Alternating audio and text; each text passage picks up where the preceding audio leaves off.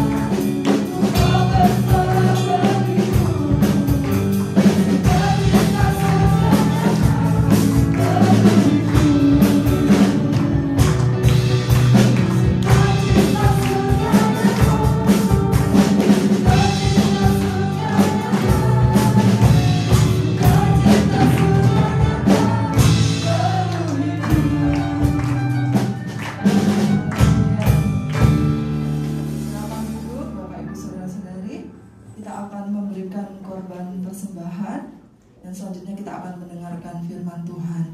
Mari kita berdoa lebih dulu.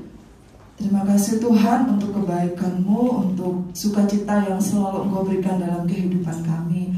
Kami mau memberikan korban persembahan, Engkau layakkan setiap korban kami, dan kami memberikan yang terbaik bagi Tuhan. Di dalam nama Tuhan Yesus Kristus. Amin.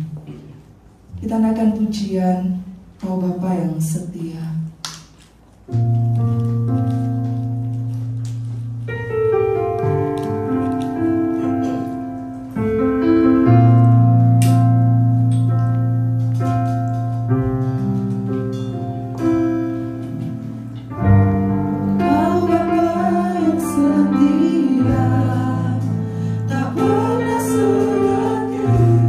Kau tinggalkan diriku.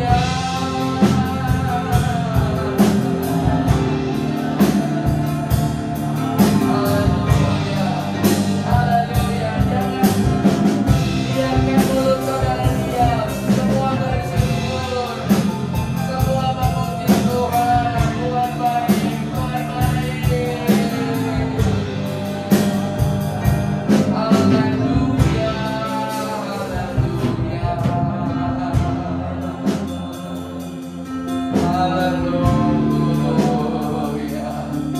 Siapa kami ini Tuhan? Kalau Tuhan piara, Tuhan jaga, Tuhan lindungi, itu adalah anugerah-Mu yang besar bagi kami Tuhan. Terima kasih Tuhan. Terima kasih. Terima kasih. Turunkan tangan saudara.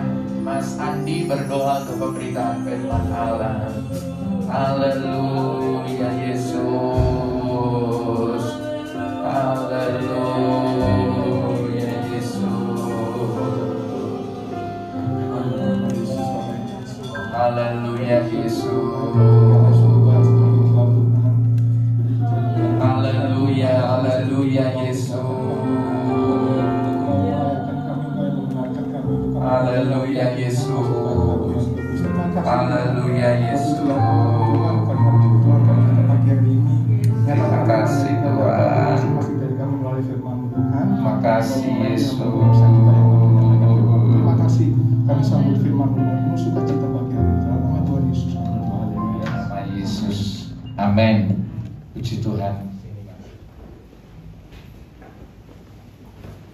Untuk pengumuman ibadah kita seperti biasa, tapi tetap durasinya itu 1 jam.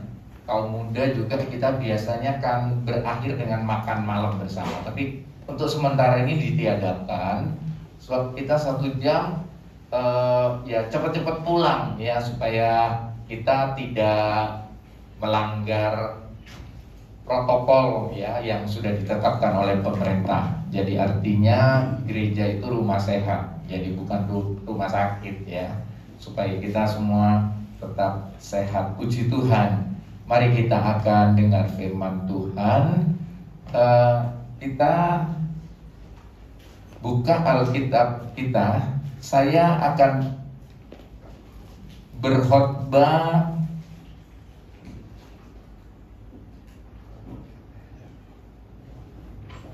bukan tempat perlindungan ya. Menang terhadap dosa. Ada Mas? Tanggalnya tanggal sekarang Mas.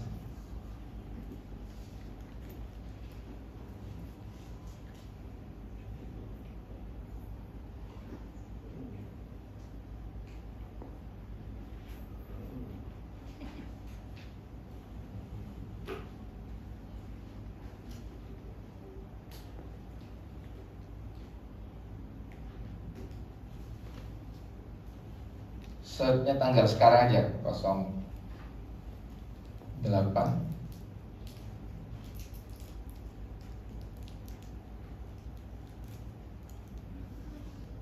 Ya ada.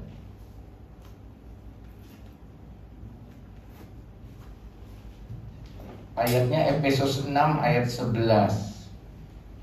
Melawan tipu muslihat iblis. Ayo kita buka Efesus 6 ayat 11. Efesus 6 ayat 11 kita baca bersama-sama. 2, 3. Kenakanlah seluruh perlengkapan senjata Allah, supaya kamu dapat bertahan melawan tipu muslihat iblis. Coba baca sekali lagi keras. 2, 3. Kenakanlah seluruh perlengkapan senjata Allah, supaya kamu dapat bertahan melawan tipu muslihat iblis ya. Kita mulai dulu dengan pendahuluan. Arti tipu muslihat itu artinya melakukan muslihat untuk mempencundangi orang lain atau mengecoh ya, mengecoh. Jadi untuk itu jangan sampai kita ini sebagai orang Kristen terkecoh.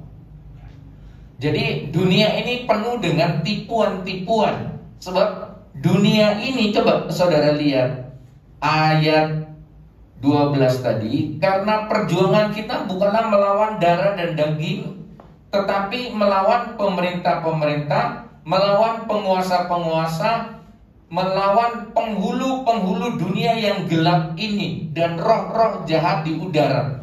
Jadi yang kita hadapi itu setan yang usianya ribuan tahun, ya, lebih tua dari kita. Dan setan ini penguasa dunia ini. Jadi di game ada setan, di komputer ada setan, ya, di bisnis ada setan, di mana-mana ada setan, sebab setan itu roh adanya. Nah, maka dari itu saudara-saudara, jangan sampai kita dipecundangi, jangan sampai kita terkecoh, ya. Coba kita lihat Kejadian pasal 3. Kitab Kejadian pasal 3 ayat 1 sampai 6. Makanya kalau kita dengar atau lihat riwayat orang, tadinya itu enak, deket sama tuan rumah tangga, bahagia, kok tahu-tahu berubah ya, kok tahu-tahu habis semuanya. Nah, orang tersebut tertipu oleh setan, ya. Kejadian pasal 3 ayat 1 sampai 6. Adapun ular ialah paling cerdik dari segala binatang di darat yang dijadikan oleh Tuhan Allah. Ular itu berkata kepada perempuan itu, tentulah Allah berfirman, semua pohon dalam taman ini jangan kamu makan buahnya, bukan? Lalu sahut perempuan itu kepada ular itu, buah pohonan dalam taman ini boleh kami makan, tetapi tentang buah pohon yang ada di tengah-tengah taman, Allah berfirman, jangan kamu makan ataupun rabah buah itu, nanti kamu mati. Tetapi ular itu berkata kepada perempuan itu, sekali-kali kamu tidak akan mati. Tetapi Allah mengetahui bahwa pada waktu kamu memakannya, matamu akan terbuka, dan kamu akan menjadi seperti Allah, tahu tentang yang baik dan yang jahat. Perempuan itu melihat bahwa buah pohon itu baik untuk dimakan dan sedap kelihatannya. Lagi pula pohon itu menarik hati karena memberi pengertian. Lalu ia mengambil dari buahnya dan dimakannya, dan diberikannya juga kepada suaminya yang bersama-sama dengan dia, dan suaminya pun memakannya.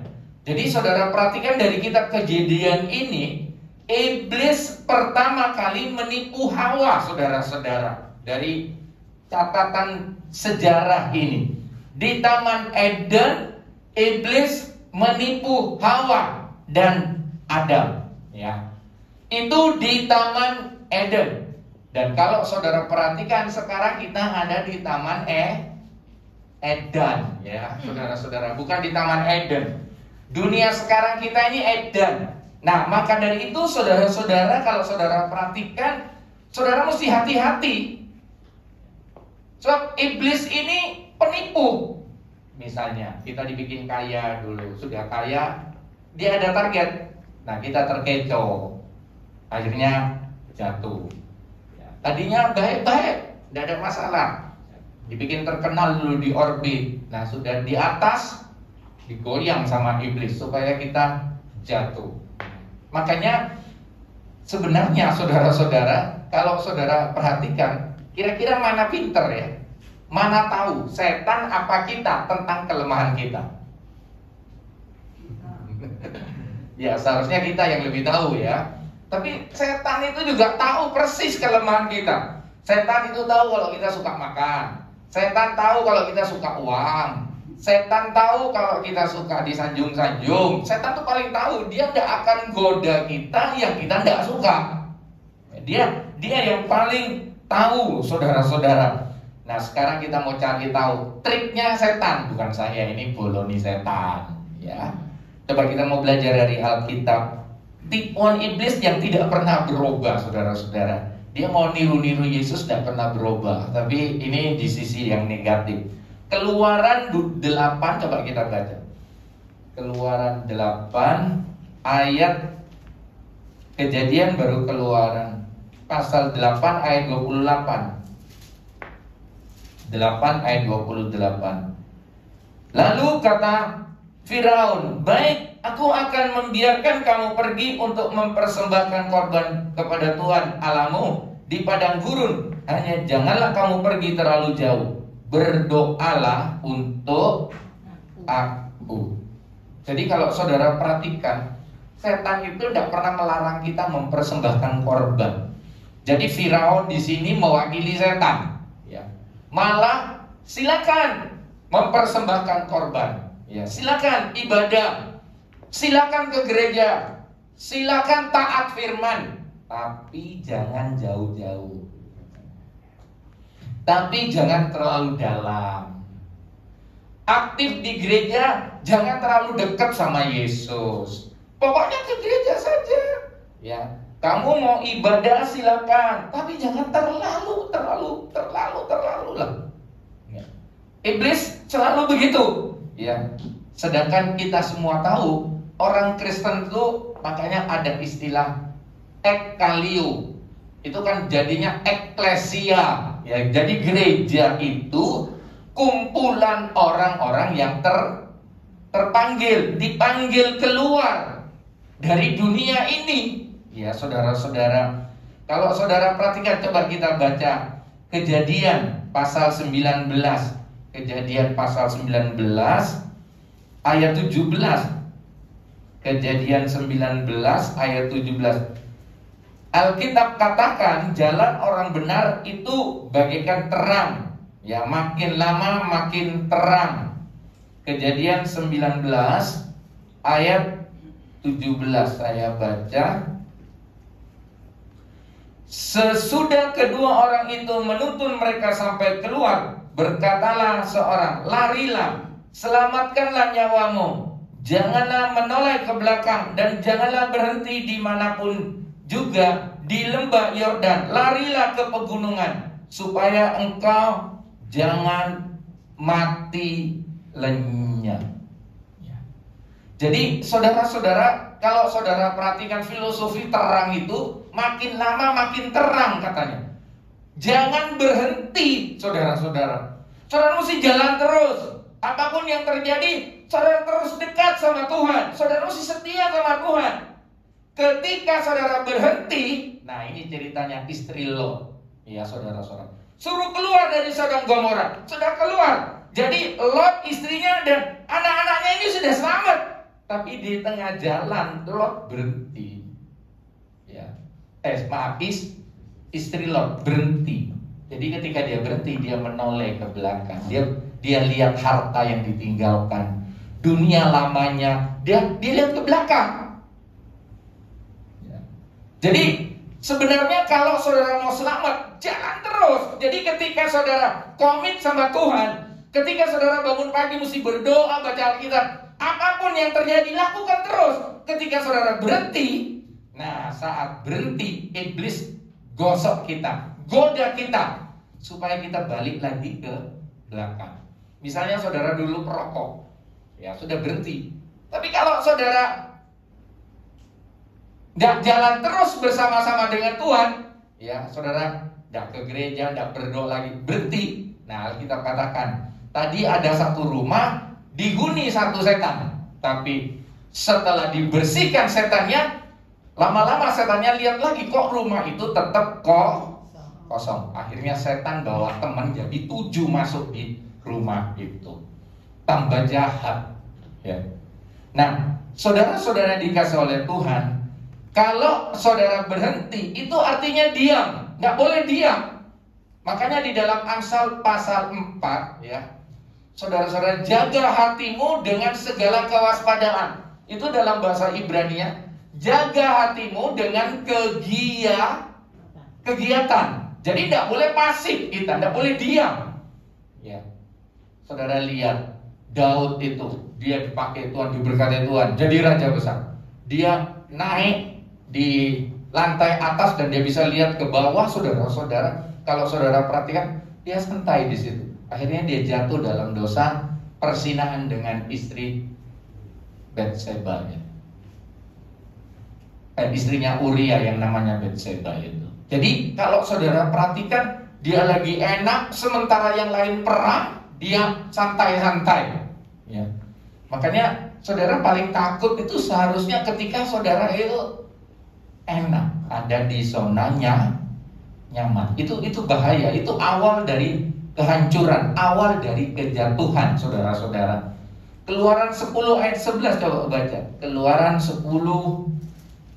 Ini saya khotbah cepat-cepat bukan dikejar corona. Keluaran 10 supaya kita hemat waktu.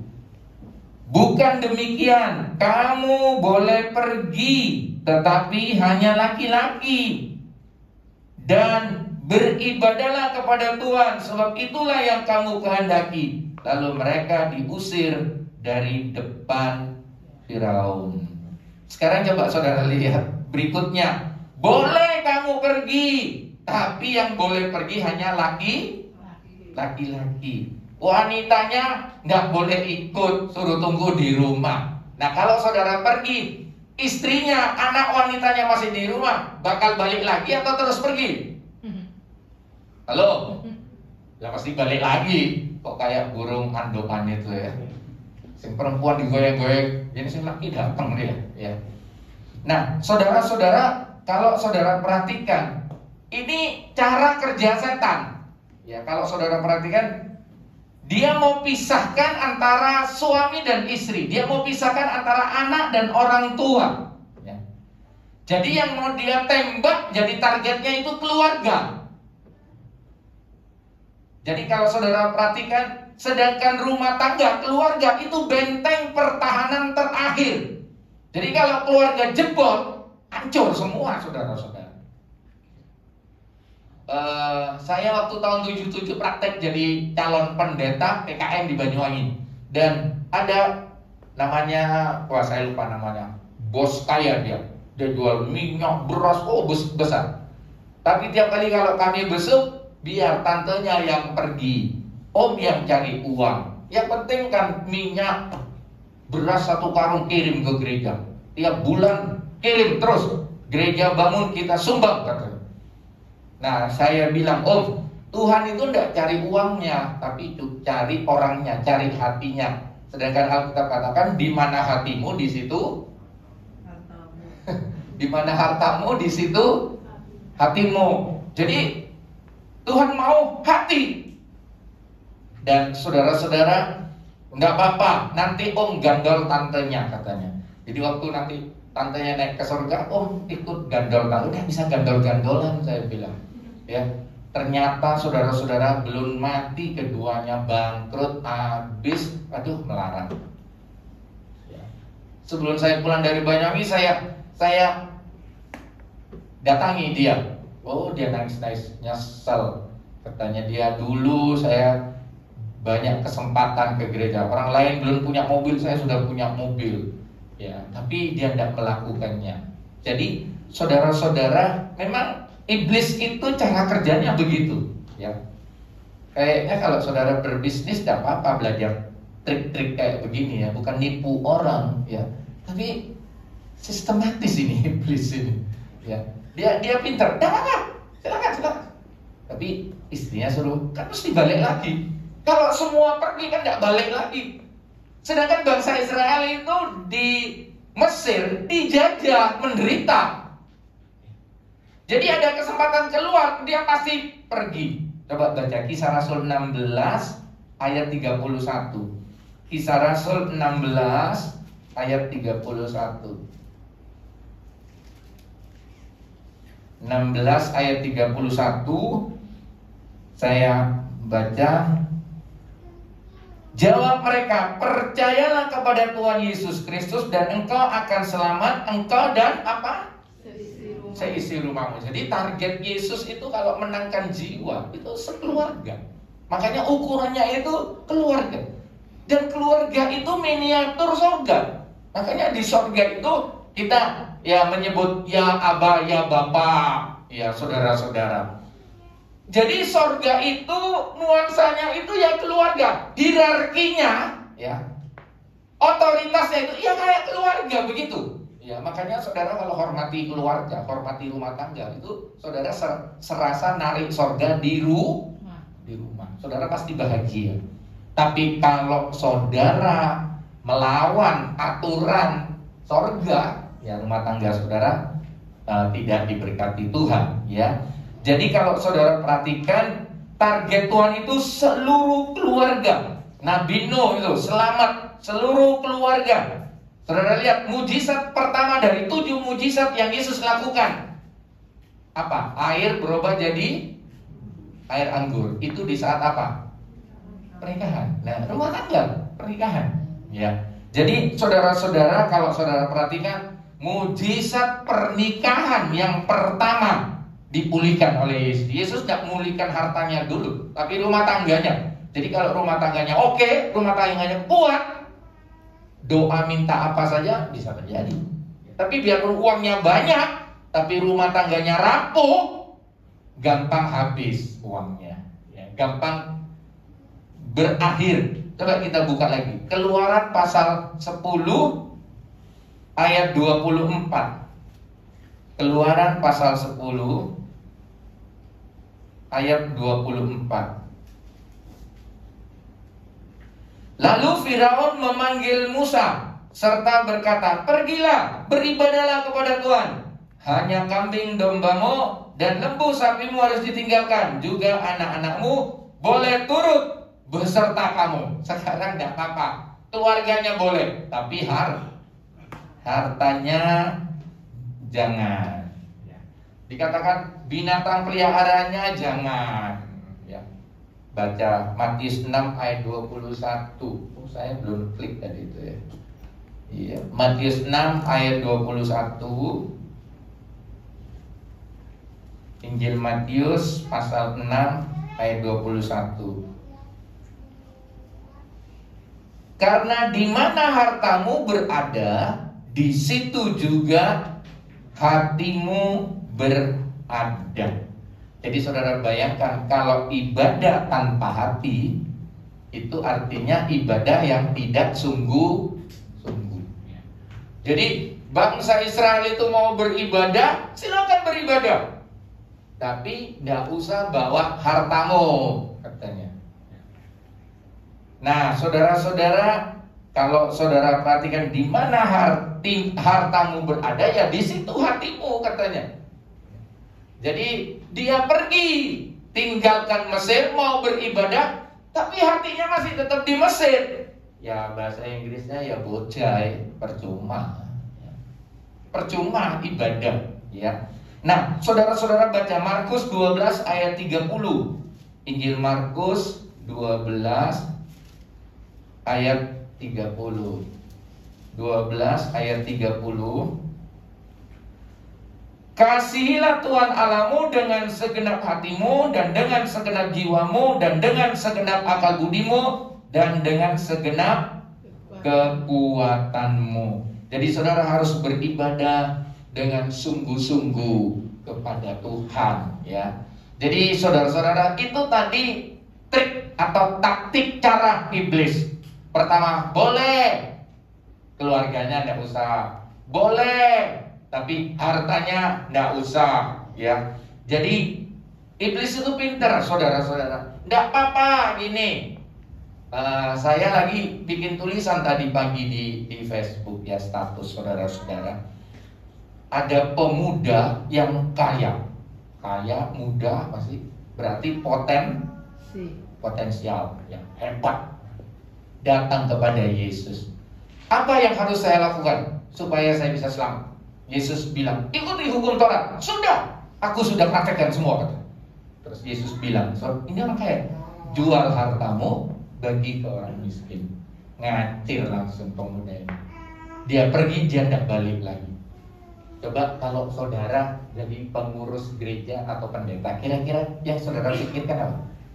Aduh, emang ini kan pemuda pasti punya masa panjang, prospek, kaya, potensial.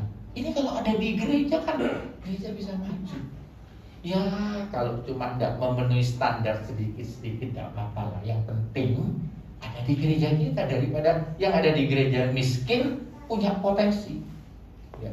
Kalau saya berpikir lebih baik miskin tapi punya potensi, bakal jadi kaya, daripada kaya meskipun punya potensi bakal jadi hancur tapi tidak memenuhi standar, tidak memenuhi ukuran firman. Kalau misalnya Yesusnya saya kan Oh yes, nggak apa-apa, penting suki kamu bisa disuruh ini, bisa di ini, ada apa-apa, kompromi. Tapi Yesus nggak mau, saudara-saudara, dia nggak kompromi, dia konsisten, dia tetap melaksanakan standar Alkitab. Ya makanya saudara harus hidup sesuai dengan firman Allah, ya. Puji Tuhan. Sekarang kita mau belajar agar dapat melawan tipu muslihat iblis ini, saudara-saudara. Coba kita baca Efesus 6 tadi. Efesus pasal 6. Saya enggak tahu perusahaan lipstik masih bangkrut atau masih jalan ya. Sekarang orang lipstik kan sudah percuma ya, ditutupi masker ya. Tapi sebenarnya lipstiknya di luar aja, beli masker putih dikasih merah-merah di sini ya. Efesus 6 ayat 13. Efesus 6 ayat 13. Saya baca sampai ayat 18. Sebab itu ambillah seluruh perlengkapan senjata Allah supaya kamu dapat mengadakan perlawanan pada hari yang jahat itu, dan tetap berdiri sesudah kamu menyelesaikan segala sesuatu. Jadi berdirilah tegak, berikat pinggangkan kebenaran, dan berbaju sirakan keadilan. Kakimu berkasutkan kerelaan untuk memberitakan Injil damai sejahtera. Dalam segala keadaan pergunakanlah perisai iman, sebab dengan perisai itu kamu akan dapat memadamkan semua panah api dari si jahat. Ayat 17. Dan terimalah ketopong keselamatan dan pedang roh, yaitu firman Allah. Dan dalam segala doa dan permohonan berdoalah setiap waktu di dalam roh, dan berjaga-jagalah di dalam doamu itu dengan permohonan yang tak putus-putusnya untuk segala orang kudus. Ya, saudara-saudara, kalau saudara baca dari ayat ini Efesus 6, iblis tidak berani menipu kita kalau kita apa? Terus jaga hati. Saudara, kalau jaga rumah tapi tidak jaga hati, ya saudara-saudara percuma. Tapi kalau orang bisa jaga hati, pasti dia bisa jaga rumah. Saudara jaga harta, saudara takut sampai rugi, takut sampai habis, mati-matian, saudara-saudara. Tapi selama saudara tidak jaga hati, percuma, pasti habis juga. Jadi artinya saudara-saudara, saudara mesti terus jaga hati. Hati ini supaya didapati jernih, berkenan sama Tuhan. Jangan biarkan hati ini ada keinginan-keinginan yang jelek sedikit pun. Sebab itu kayak kanker, kayak kanker. Kalau itu terus diizinkan terjadi, saudara mikirkan tentang sesuatu yang jelek, itu terus akan berpikir dan saudara tidak bisa tidur. Kemarin saya di WA sama seseorang. Saya jam 12 malam itu memang saya suka baca sih. Jadi saya masih baca. Saudara-saudara, saya di WA, Om, saya nggak bisa tidur ini Om. Ya. Masalah ini. Dia nyebut beberapa nama cewek. Ya, ini ibu juga, ini cewek. Terus saya kan nggak kenal semua ini. Terus ya ini kan jemaat di Sumeneb. Terus saya balas, ini emangnya siapa ini? Emangnya ada apa? Saya kan nggak tahu nama-namanya. Ini siapa ini? Tak pikir salah sambung gitu ya.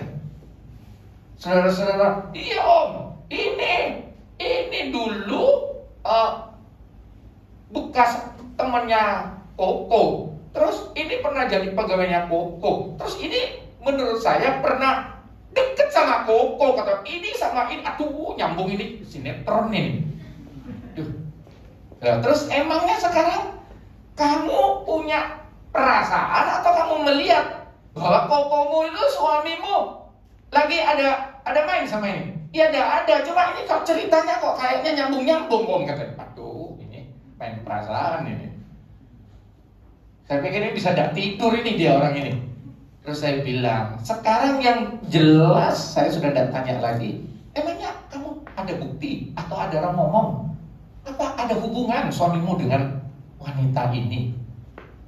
Ya belum terlihat. Tapi ini kok nyambung kelihatannya ini dulu sini, ini ke sini. aduh kamu ini kayak intelijen aja, bisa nggak tidur semalam kamu ini.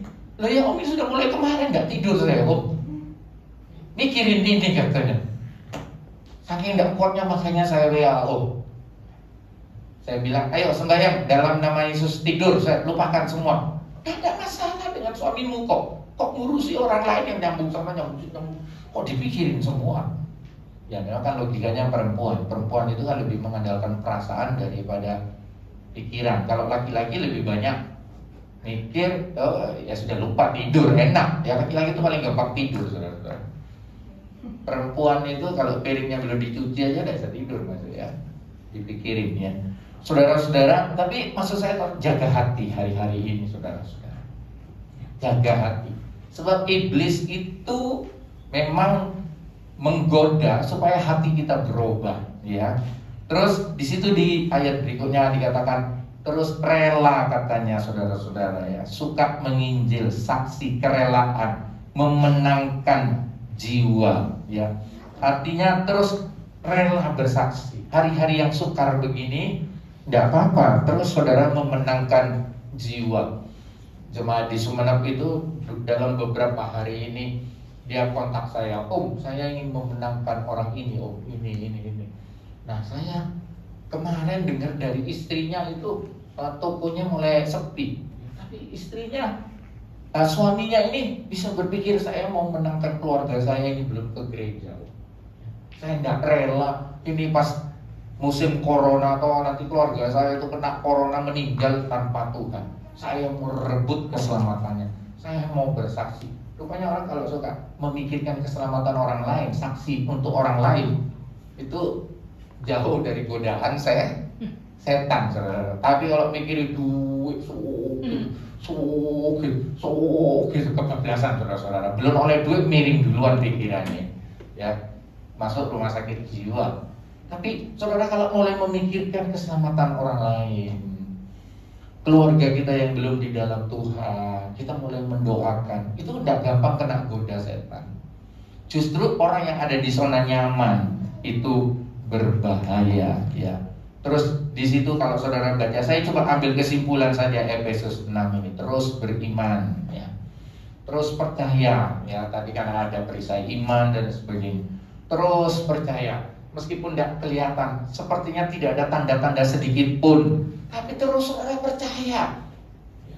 Terus percaya. Makanya dalam bahasa Alkitab itu saudara yang banyak digunakan setia, ya, terus, ya, setia, bertahan, ya, itu bahasa Alkitab saudara-saudara. Dan bukan hanya itu, tadi disinggung juga tentang firman Tuhan. Terus baca Alkitab, terus mendengar firman Allah. Ini sudah tamat ya yang kelompok baca Alkitab grup sini ya? Belum? Oh enggak, yang ini sudah tamat yang tahun ini ya. Untuk periode berikutnya ya, yang Sumenep itu 34 orang satu kali angkatan baca Alkitab itu ya. Nah, saudara-saudara, jangan berhenti baca Alkitab. Jangan berhenti baca Alkitab. Baca tiap hari, saudara-saudara. Itu firman Allah. Alkitab itu pedang yang bermata dua. Firman itu bagaikan palu yang menghancurkan kekerasan hati dan kesombongan kita. Firman Tuhan itu bagaikan cermin yang memantulkan, yang bisa tahu diri kita. Ya, tidak lupa diri. Ya lewat firman ini. Saya sampai sekarang tidak sombong. Saya masih ingat tuh guru sekolah minggu tuh saya ngajar apa. Sampai sekarang masih ingat. Dia sampaikan firman. Dia ingat, tapi cerita-cerita yang lain yang di luar firman saya tidak ingat. Tapi yang dia sampaikan tentang firman Tuhan, saya ingat sampai sekarang. Dan saudara-saudara, masa kecil saya itu 50 tahun yang lalu beda dengan anak sekarang. Daya ingatnya sudah beda pasti, ya, lebih maju. Pasti, saudara jangan pikir anak saudara lupa. Apa yang saudara sampaikan kepada anak-anak lewat firman itu.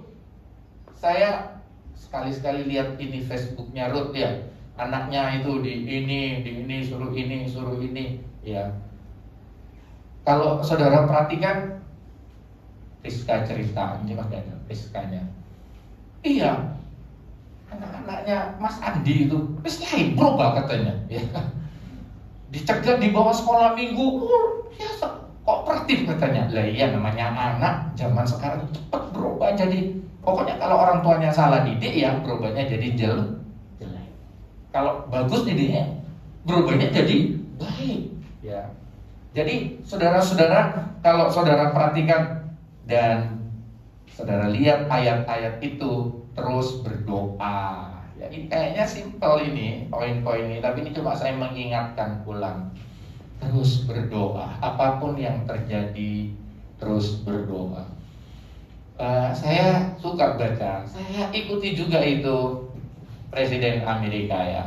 Kayaknya petahananya kayaknya ya hampir kalah sudah lah ya, meskipun belum diumumkan kalah.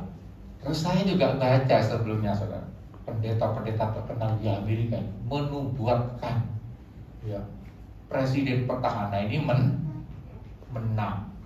Bahkan ini presiden yang sekarang ini, pendeta-pendeta itu hampir tiap hari disuruh khotbah. Staf kepresidenan harus dengar khotbah. Rohani banget ini pendeta. Terus kalah. Kira-kira mikirnya saudara gimana ya? Loh, ya apa itu sih, nubuat pasti menang katanya dari Tuhan. Nyatanya kalah. Yang banyak mendukung ini pendeta-pendeta. Malah yang menang itu sekarang yang dukung banyak orang-orang homo, orang gay, ya. Orang-orang yang katanya tidak rohani, tapi itu menang sekarang. Nah itu kan paradok kan rasanya. Nah kita akan dihadapkan seperti itu. Itu jadi godaan kepada kita. Masihkah kita tetap percaya mujizat Tuhan? Masihkah kita tetap percaya pertolongan Tuhan? Apalagi kalau sudah lihat tanda-tanda, kok kayaknya sami mawon, kok kayaknya tidak ada bedanya sih mengandalkan Tuhan dan tidak mengandalkan Tuhan. Kok sepertinya biasa-biasa saja. Tapi saudara tetap percaya, tetap bertahan, tetap beribadah, tetap baca Alkitab, tetap hidup kudus, tetap takut kepada Tuhan apapun yang terjadi, ya saudara-saudara. Sebab nanti yang menentukan itu langkah terakhir, ya. Yang menentukan itu langkah terakhir. Jangan ngukur sekarang, jangan membanding-bandingkan sekarang. Tuhan pasti tolong kita bersama. Kita nyanyikan sampai kapanpun bukan bertahan. Kita bangkit berdiri, kita akan masuk dalam doa. Engkaulah perisaiku.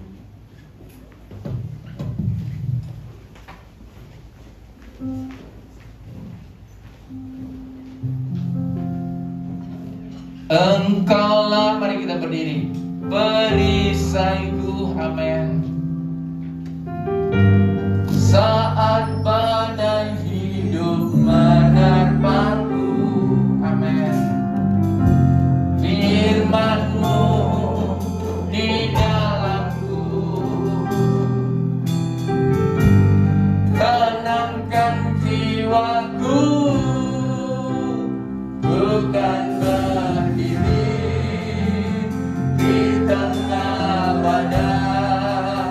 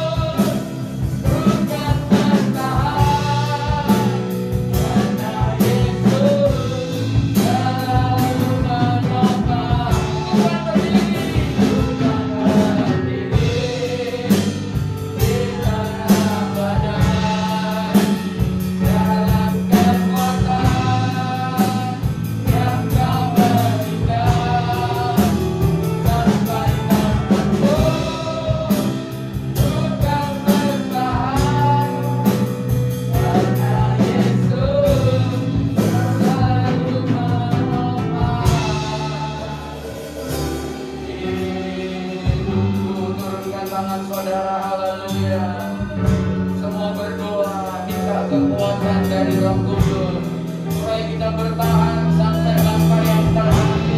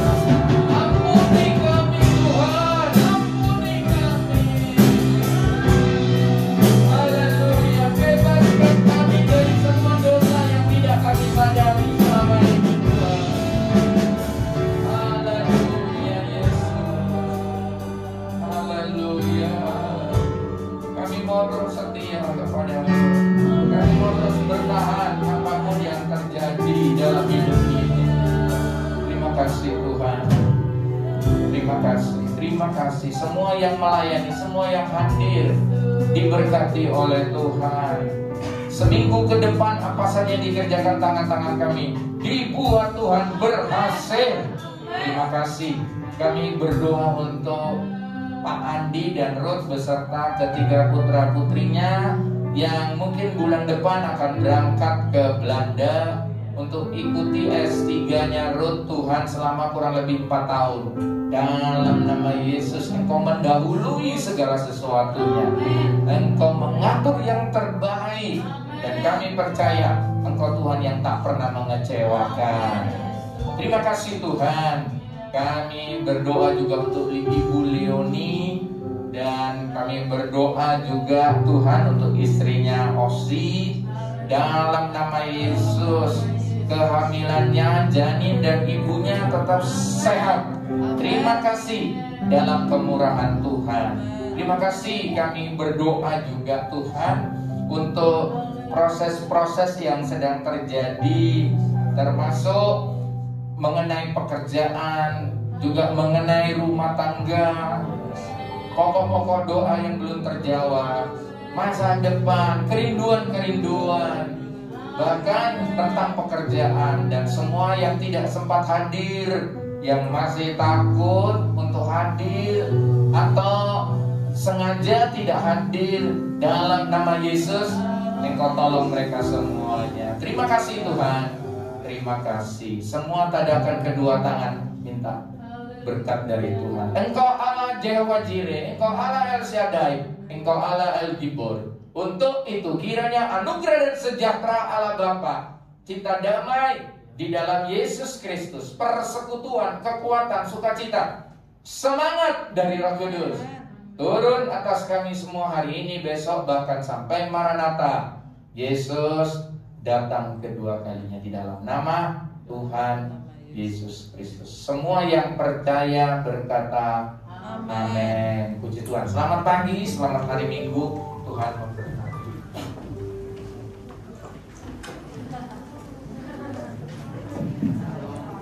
Halo.